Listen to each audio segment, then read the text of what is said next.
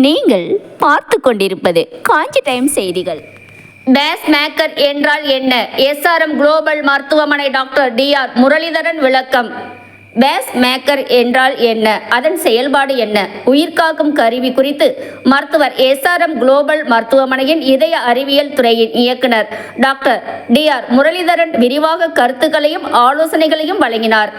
உங்கள் காட்சி டைம் செய்தி சேனலை சப்ஸ்கிரைப் பண்ணுங்க, லைக் பண்ணுங்க, கமெண்ட் பண்ணுங்க, ஷேர் பண்ணுங்க. தேங்க்யூ. வணக்கம். இந்த பேஸ்மேக்கர்னா என்ன, இது எப்படி வேலை செய்யுதுன்னு தெரிஞ்சுக்கிறதுக்கு முன்னால் இருதயம் எப்படி வேலை செய்யுதுன்னு புரிஞ்சுக்கிட்டோம்னாக்கா இது ரொம்ப எளிதாக விளங்கும். நம்ம இருதயம் என்பது 4 அறைகள் கொண்ட உறுப்பு. இது உடல் முழுக்க ரத்தம் செலுத்தும். ஆனால் இந்த இருதய தசை வேலை செய்கிறதுக்கு 2 விஷயங்கள் தேவை. அதற்கு தேவையான ரத்த ஓட்டம் தேவை. அதுக்கு தான் இருதயத்தை மேலே நுண்ணிய ரத்த குழாய்களில் ரத்தம் போய் அந்த இருதய தசையை வேலை செய்ய வைக்குது. அதில் வர அடைப்புகளை தான் நம்ம ஹார்ட் அட்டாக்னு சொல்கிறோம். அதுக்கு தான் ஆஞ்சியோபிளாஸ்டி, பைபாஸ் பேசுகிறோம். அது ஒரு பக்கம். இரண்டாவது, ஒரு எலக்ட்ரிக்கல் சர்க்யூட், ஒரு மின்சார ஒரு இயக்கம் எப்படி இயங்குதுன்னு பார்க்கும்பொழுது நம்ம வீட்டுக்கு எப்படி வாட்டர் சப்ளை இருக்குது, எலக்ட்ரிக்கல் சப்ளை இருக்கும். ஒரே வீட்டுக்கு வாட்டர் சப்ளை தனி, எலக்ட்ரிக்கல் சப்ளை தனி, ஒன்றுலையும் தனித்தனியாக ப்ராப்ளம் வரும். அதே மாதிரி இருதயத்துலேயும் வந்து அந்த சர்க்யூட், மின்சாரம் போகிறது ஒரு சர்க்யூட் இருக்குது. அந்த சர்க்யூட்டில் வர ப்ராப்ளங்களுக்கு தான் பேஸ்மேக்கர் ஒரு கருவி, ஒரு ரொம்ப உபயோகமான கருவியாக இருக்குது. நமக்கு சாதாரணமாக இருதயம் இயங்கும் பொழுது இருதயத்தில் வலது மேலே இருந்து துடிப்பு ஆரம்பிக்கும்.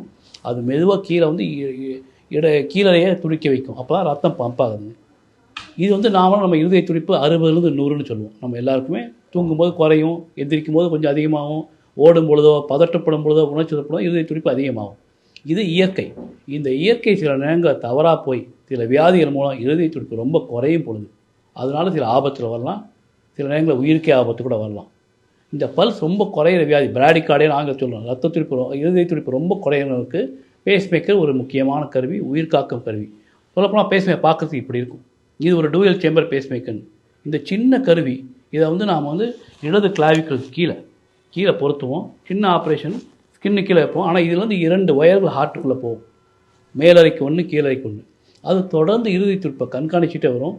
நம்முடைய நோயாளிகளுக்கு பல்ஸ் ரொம்ப குறைஞ்சா தானாகவே இயங்க ஆரம்பிச்சிடும். இதுக்குள்ளே ஒரு பேட்ரி உண்டு, சர்க்யூட் உண்டு, எலக்ட்ரானிக்ஸ் உண்டு, ஒரு மினி கம்ப்யூட்டர்.